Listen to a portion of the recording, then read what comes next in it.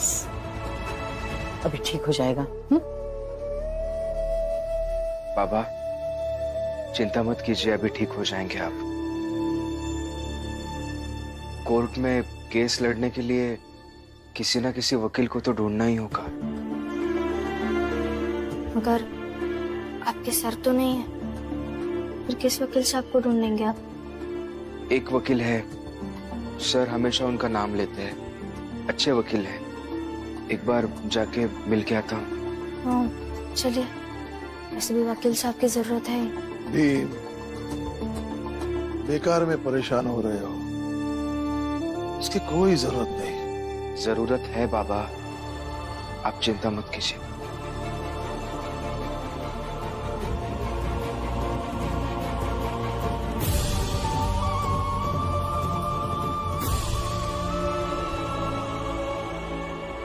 लीजिए चिट्ठी पहुंच गई अपनी जगह। शाबाश।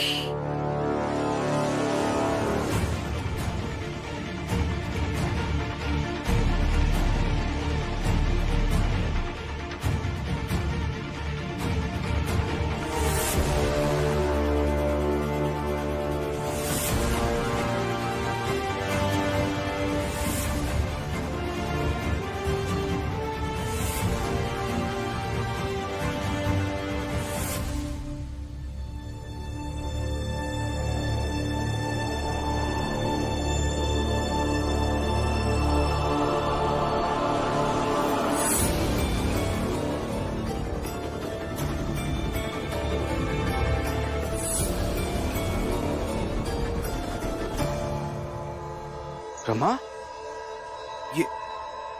ये तो मेरा लिखा हुआ है। ये वही चिट्ठी है जो अभी अभी मैंने वकील साहब को लिख के दी जीजाबाई जी के लिए। क्या? हाँ, ये जरा उठा।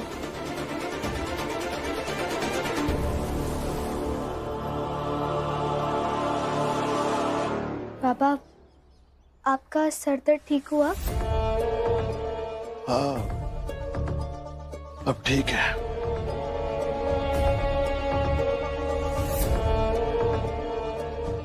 आप यही रुकिए, मैं बाबा के लिए कुछ बनाकर लाती हूँ। लेकिन लक्ष्मी, बाबा का सर दर्द ठीक हो गया है और इन्हें हमारा इनके पास रहना पसंद नहीं।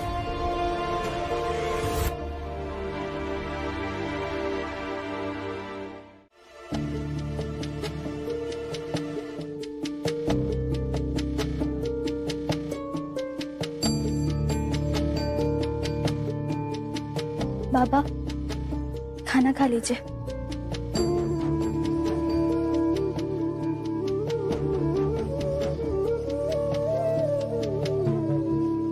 बाबा,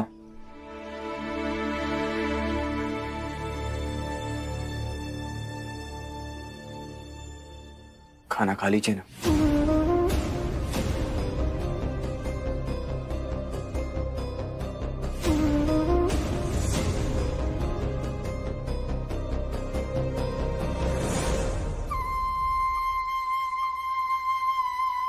लक्ष्मी, हाँ?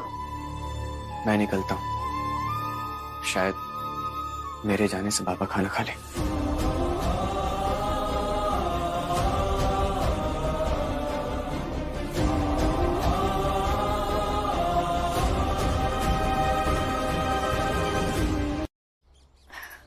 बाबा, खा लीजिए ना। क्या खाओ बेटे, खाना खाने को मन नहीं कर रहा।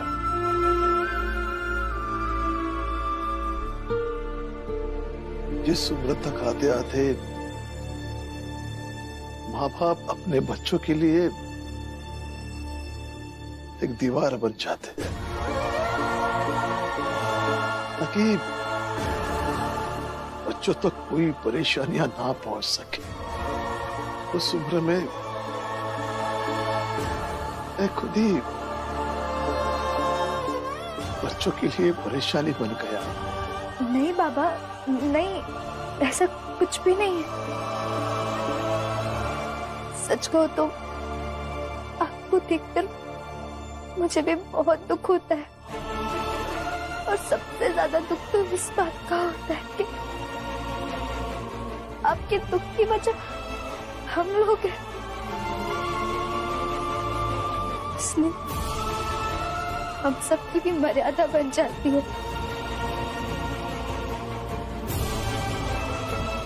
खैर बाबा आप खा लीजिए, फिर अदालत भी तो जाना है।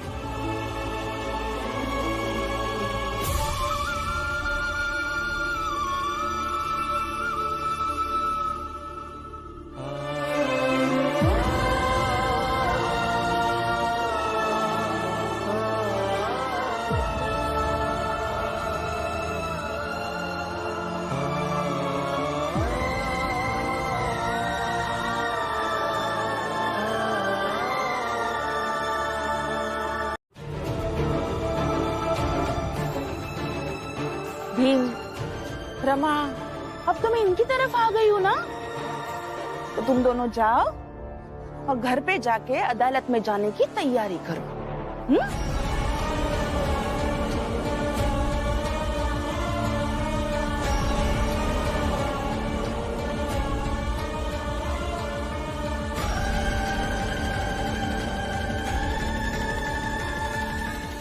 अरे रे, अपने पति को ऐसे उदास होकर जाते हुए देखकर बुरा लग रहा है, फिर भी मुझे समझाने आई हो। मुझे कुछ नहीं समझने, ना ही मुझे कुछ सुनना है। मैं कुछ समझा नहीं रही हूँ आपको, मैं बस ये बता रही हूँ कि बाबा की तबीयत ठीक नहीं है, उनकी तबीयत बहुत खराब हो गई है।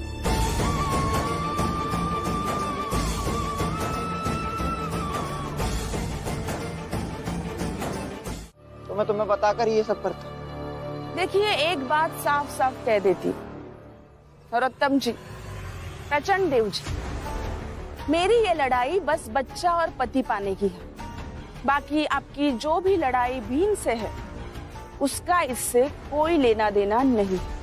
जीजाबाई, भीम के साथ हमारी जो लड़ाई है वो हम देख लेंगे। फिलहाल इस लड़ाई पर ध्यान देते हैं। इस लड़ाई को कैसे जीतना है उसकी योजना बनाते हैं। बस एक बार वो भीमराव हारना शुरू कर दे, हर लड़ाई वो भीमराव हारता जाएगा। बिल्कुल सही कहा तुमने नरोत्तम। वैसे भी अदालत का समय हो गया है, और जब जीजाबाई खुद वहां रहेगी तो फैसला भी आज ही हो जाएगा। राम जी,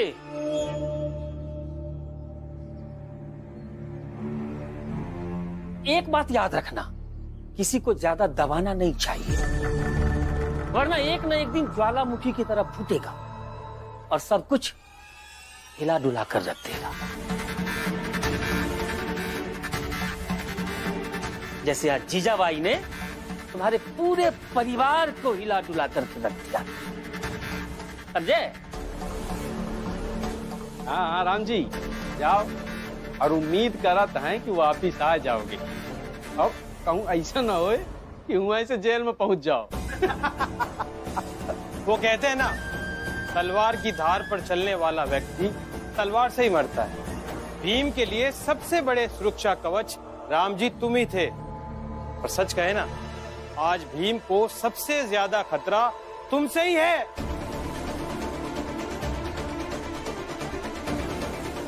ए जनार्दन, बहुत ज्यादा बोल रहा है तू। दलिया अम्मा, बोलने दो। बोलो जनार्दन, जितना बोल सकते हो उतना बोलो, लेकिन जवाब तुम्हें मैं नहीं, समय देगा।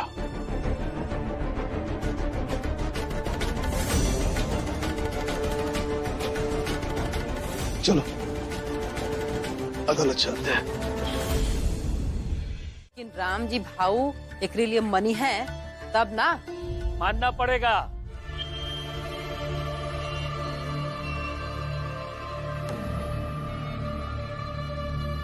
वकील साहब ने साफ साफ कह दिया है राम जी से कि राम जी सीधे सीधे जीजाबाई की बात को मान लो, नहीं तो ये साबित कर देंगे कि पूरा परिवार मिलकर के जीजाबाई को परेशान करता था।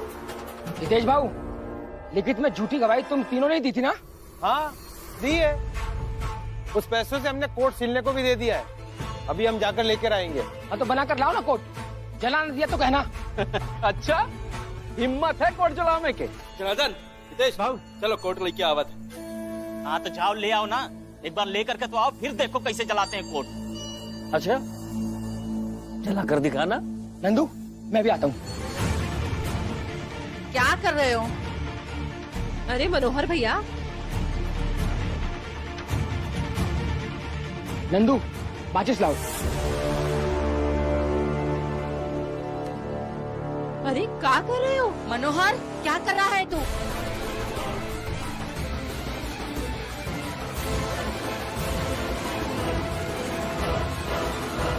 ये मशाल है मशाल, और अब ये मशाल तब तक नहीं बुझेगी जब तक तुम तीनों के कोट नहीं जल जाते। मनोहर भैया, नंदू भैया, ये सब क्या कर रहे हो? ये मशाल इसलिए है ताकि हम आप सबको ये बता सकें कि हम भीम के जीत की कामना कर रहे हैं। भीम हमेशा रोशनी की बातें करता है और ये मशाल जलाकर हम भीम के विजयी होकर लौटने का इंतजार करेंगे। देखो जनार्दन, ये सब बस ऐसे ही है।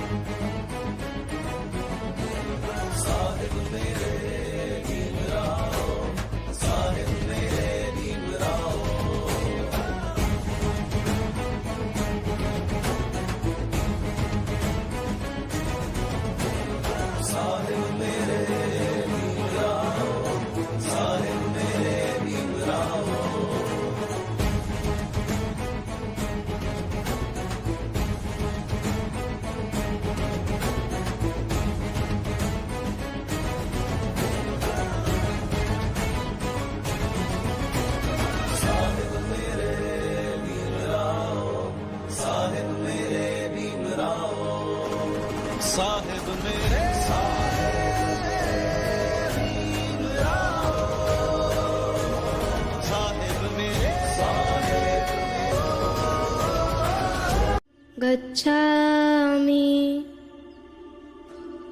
धम्मं शरणं गच्छामि।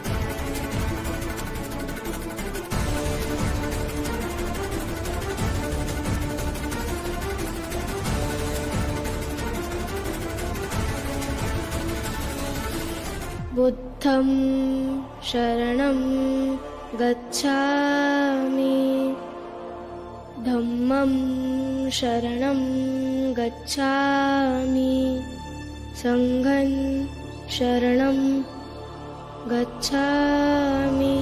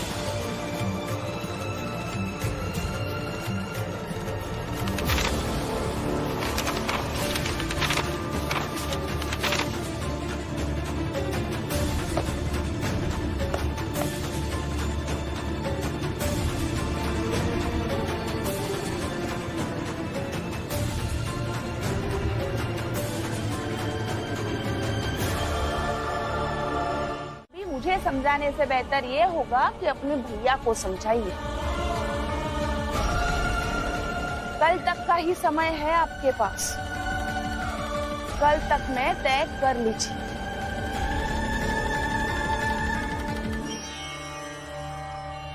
आपके भैया ने सालों पहले मेरे सामने शर्त रखी थी कि अगर जिंदगी में सब कुछ चाहिए तो बच्चे की बात कभी ना करो। सालों बाद मैंने उनके सामने शर्त रखी, अगर शांति से जीना है तो बच्चा गोद ले और सम्मान करे अपनी पत्नी की जिद, अपनी पत्नी का हक और अपनी पत्नी की इच्छा का।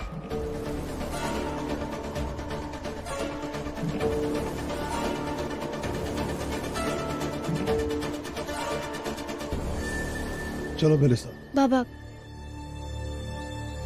कहाँ लेके जा रहे हैं आप भाई को? इसकी शर्त का जवाब देने है। और मेरे साथ कोई नहीं आएगा। चलो बाबा।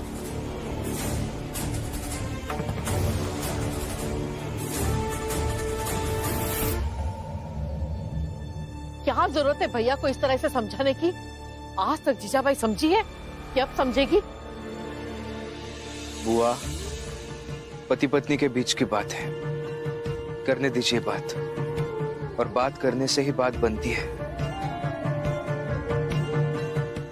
प्रचंड देव जी, इस परिवार की नौटंकी ही खत्म नहीं होती। देखिए, राम जी जीजाबाई का हाथ पकड़ कर ले गया, अब एक नया नाटक शुरू होगा।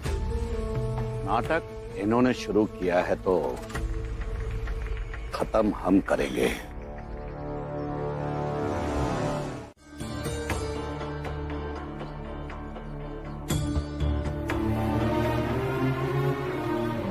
दलिया माँ, कहाँ है नंदू मनोहर? हैं?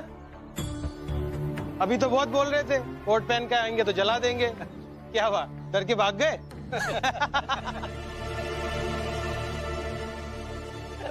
चलो चलो।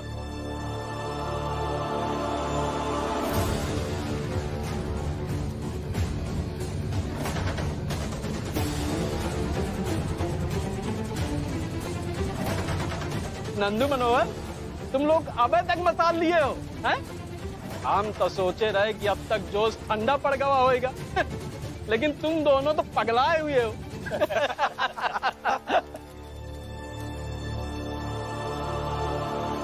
अरे राम जी आ गए।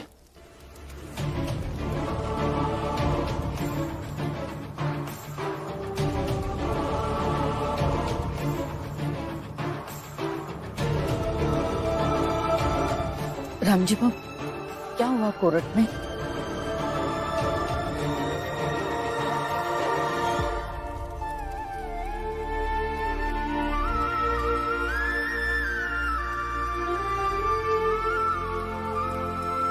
भीम,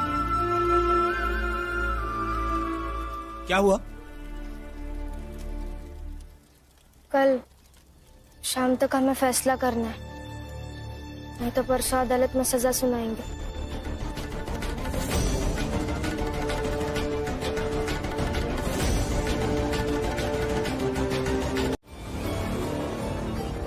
अरे हम सीना ठोक के भीमराव का विरोध कराता है और तुमसे उसका सातवां दिन जा रहा है? दलिया माँ, मैं एक बार। नहीं भीम, तुझे मेरी कसम है, आज नहीं, आज ही नहीं करने दे। आग लगाएगा? मेरे कोर्ट में आग लगाएगा? हिम्मत है? हाँ है हिम्मत। अरे हितेश बाबू, डर रहे हैं कहीं हमें आग ना लग जाए। आसान कर देते हैं ना। चलो कोर्ट खोल लो।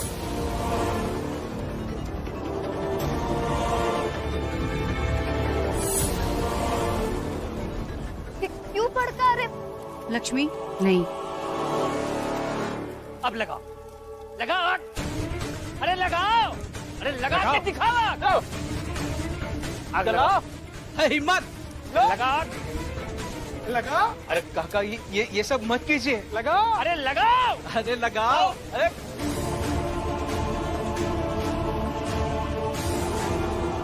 मनोहर भाऊ, आज निपटा ही दो इन तीनों के कोर्ट को। लगा? ये अपने आप को बड़ा आदमी समझ रहे हैं ना? 2 कौड़ी के सोच रखने वाले हैं, अपनी कीमत लगाओगे? लगा दो मनोहर भाऊ आप। सही कह रहे हो नंदू, आज तो इन तीनों का कोर्ट जल के ही रहेगा।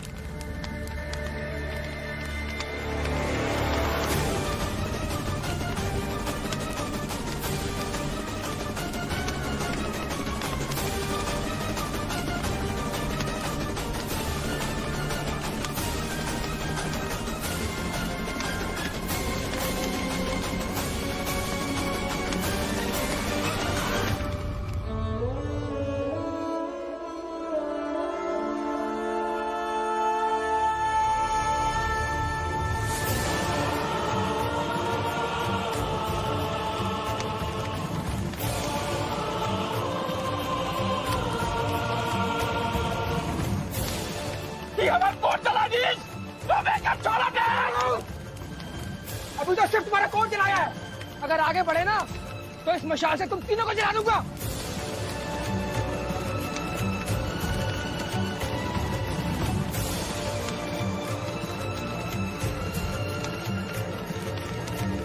इंद्रा, ये सब तुम्हारे आंखों के सामने हुआ, हमें न्याय दो। बहुत न्याय की बात करते हो ना हितेश भाऊ।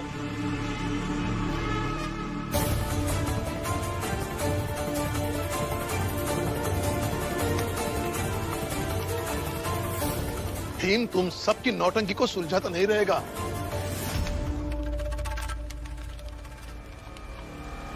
नहीं, अंदर जाओ।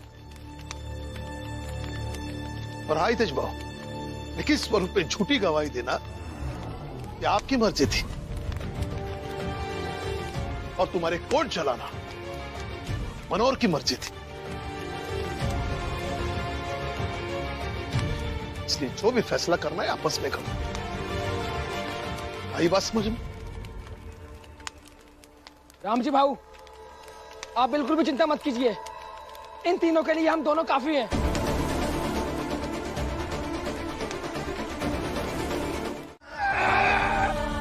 बाबा, बाबा, भैया, पापा, बाबा, बाबा बताइए, बाबा क्या हो रहा है आपको? पापा क्या हो रहा है? पापा क्या हो रहा है आपको? बाबा, बाबा,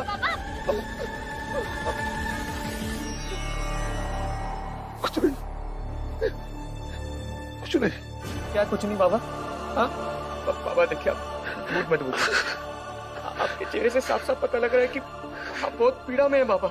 मैंने कहा ना मुझे कुछ नहीं हुआ, मैं ठीक हूँ। तो फिर आप ऐसे नीचे बैठकर क्या कर रहे हैं बाबा? बताइए ना पापा, क्या हुआ है? अरे कहा ना मैंने कि मैं ठीक हूँ, समझ में नहीं आ रहा है क्या? अब शांत हो जाए पापा, अब शांत हो जाइए, गुस्सा मत कीजिए, और परिवार की कसम खाकर कहिए कि आपको कुछ नहीं है।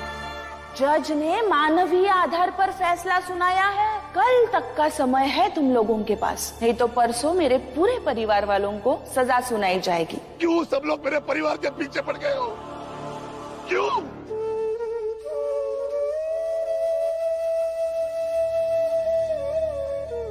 वो चीजा भाई भी यही चाहती है, उसे जिद के लिए मैं अपने पूरे परिवार की बलि चढ़ा दूं।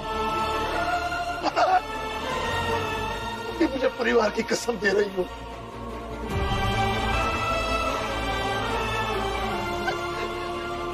मेरा परिवार मेरी पूंजी है, मेरा धरोहर है।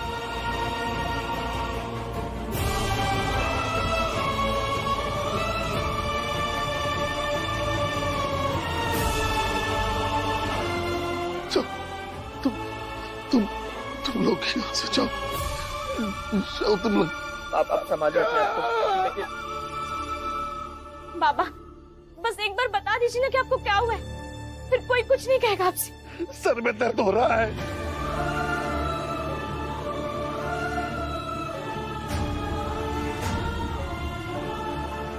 हाथ में दुख रही है, दिल में असह्य पीड़ा है। समझ में नहीं आ रहा है इस सारे दर्द को कैसे बर्दाश्त करूं।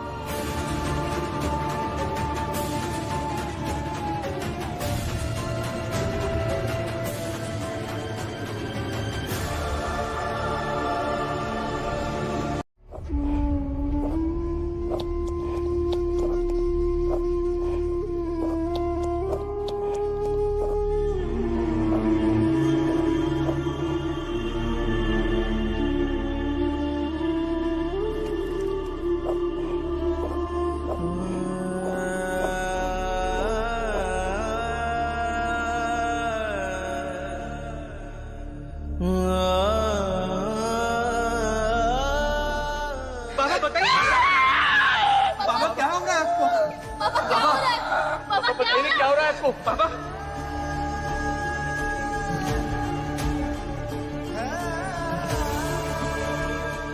सर में दर्द हो रहा है, हाथ में दुख रही है, दिल में असह्य पीड़ा है।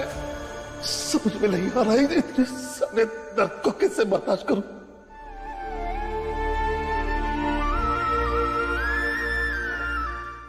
बाबा की तबीयत बहुत खराब है। बाला,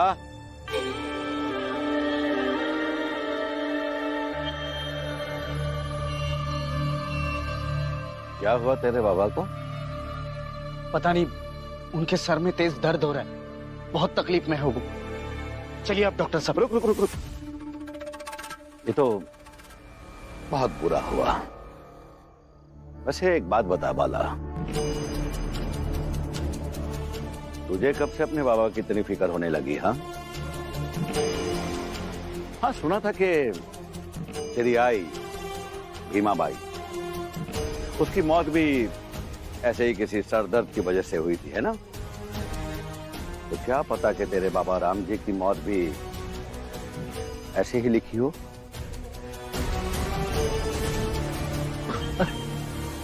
तुझे तो खुश होना चाहिए। हाँ, सोच भला, अगर तेरे बाबा राम जी को कुछ हो गया तो तुझे रोकने टोकने वाला कोई नहीं। तो अपने मन मुताबिक जिंदगी जी सकता है, जो मर्जी चाहे कर सकता है। बस प्रचंड देव जी,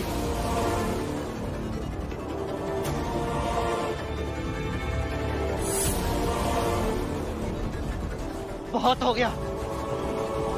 मैं सपने में भी अपने बाबा के बारे में ऐसी बात नहीं सोच सकता और ना ही किसी से सुन सकता हूं।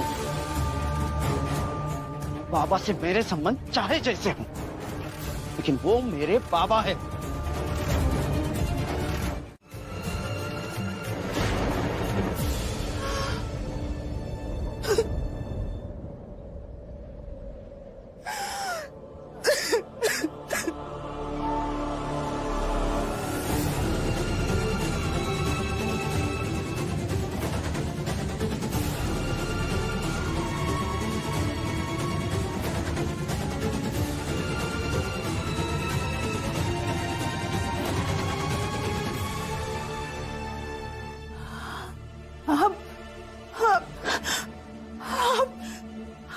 ठीक है।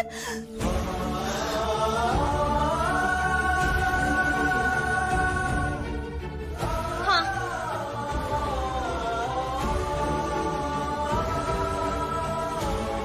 बाबा ठीक है। फिर तुमने मुझसे झूठ कहा था कि मेरे पति नहीं रहे।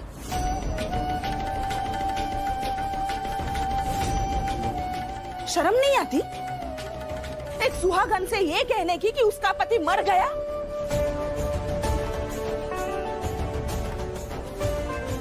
आई, कल रात को बाबा की जो हालत थी वो देखकर यही लगा था कि शायद वो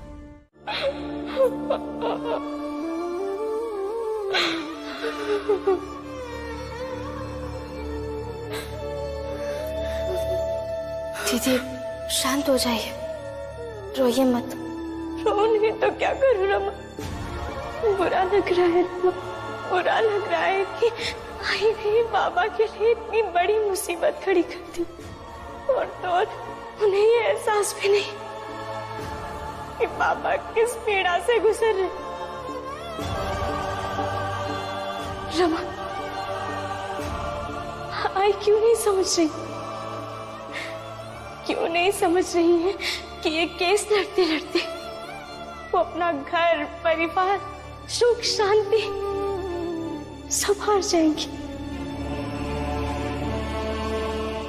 इस हार का अंदाजा भी नहीं है उन्हें।